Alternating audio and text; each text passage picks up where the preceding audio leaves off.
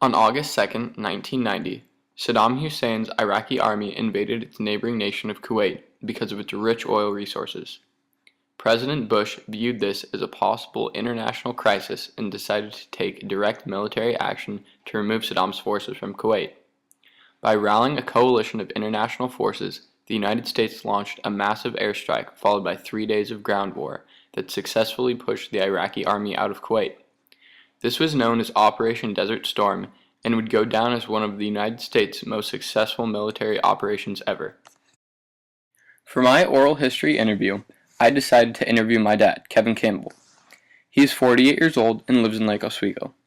He works at the Union Gospel Mission in Portland, Oregon, and is in his 20th year there. When he was 27 years old, he decided to support our nation and join the Marines. What is interesting about his situation is that he joined the military the first day of the ground war during the first Gulf War. He says that this decision has impacted his life more than any other.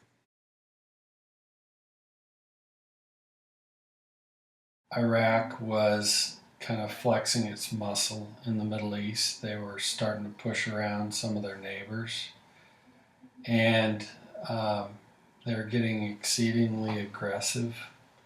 And then eventually they went and crossed into Kuwait and basically took over their oil fields and attacked that nation out of the blue. Saddam Hussein had been having many conflicts with Kuwait because of its valuable resource, oil. Kuwait was selling oil at a lower price than Saddam wanted, which forced his prices down as well. Also, the actual geographical borders irritated Saddam, and he felt that it would be easier to annex them as part of Iraq. So, with almost no resistance, Iraq rolled over the Kuwait border and took them over.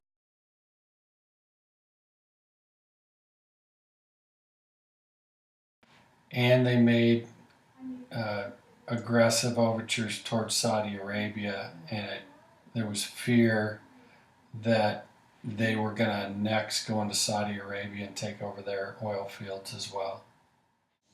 Because of the possibility of Iraq invading Saudi Arabia, President Bush ordered thousands of American ground troops and hundreds of planes to go and protect the nation. This was greatly accepted by the international community as well as by the Saudis and was known as Operation Desert Shield.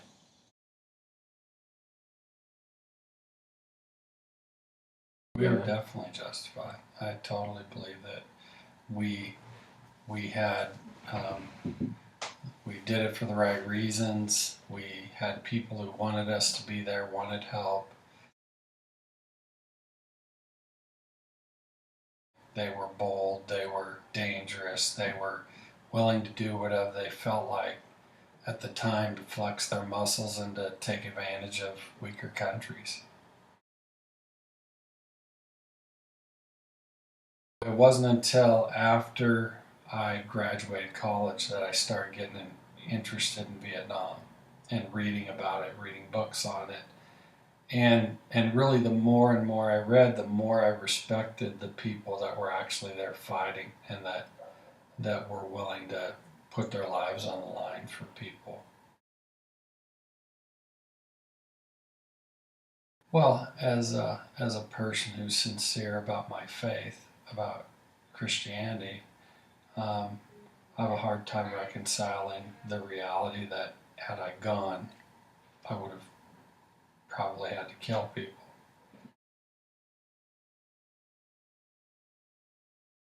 If I had to do over again in the best long-term decision for me, I still would have gone, but I would have gone as a chaplain. The role of a chaplain in the Marines is very important.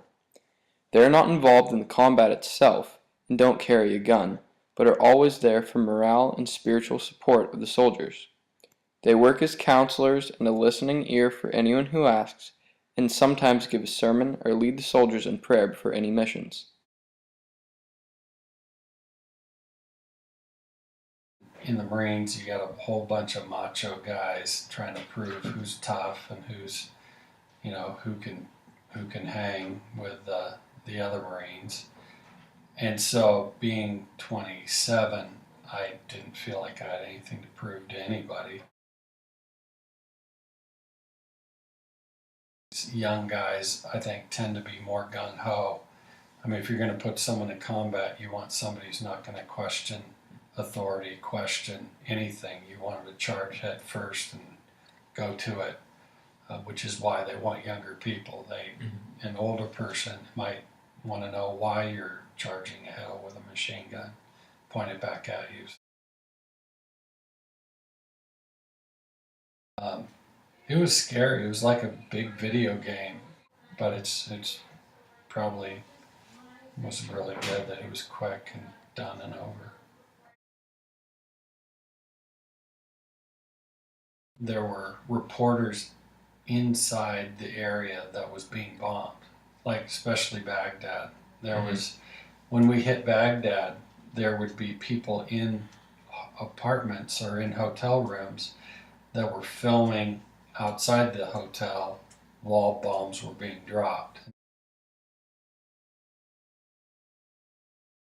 It was like a crazy video game where there were white flashes of light everywhere, humongous explosions, and it was just overwhelming.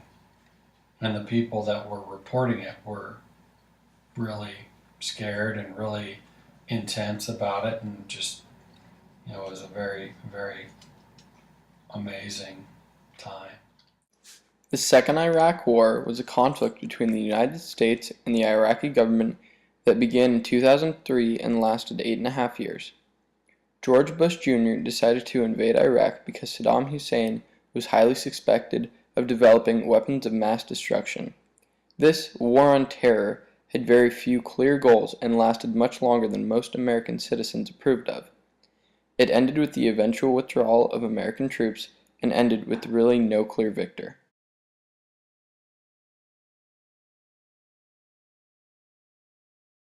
I mean, the guerrilla warfare's, aspect of Vietnam, the guerrilla warfare of fighting insurgents, I think that's very similar. The no clear lines, the not knowing who your enemy is, I think that's very similar.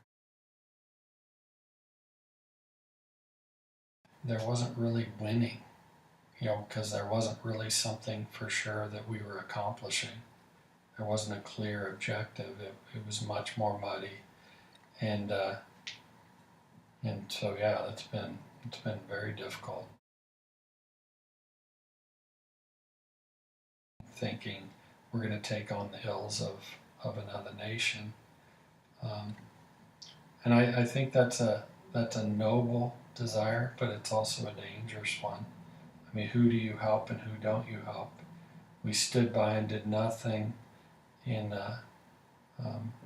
with the Hutu and the Tutsi when they were killing each other, and we didn't get involved in 1 million people slaughtered each other in Africa because I guess it wasn't in our best interest. I think we should have done something, but I'm not smart enough to know where you draw the line.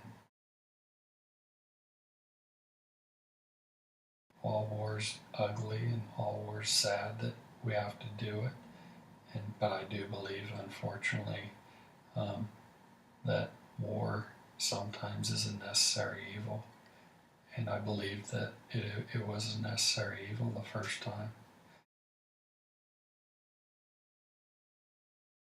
Well, again, it radically altered my life. It altered my life and made me focus on what do I really care about, what are my values, what do I believe in, and am I willing to put my life in line with those values. In conclusion, the First Gulf War was an extremely important event that has shaped the Middle East as well as the United States policy and reputation overseas. It has impacted millions of people, my dad just being one. It was an extremely successful operation and will always be remembered as a win for democracy and a win for our nation.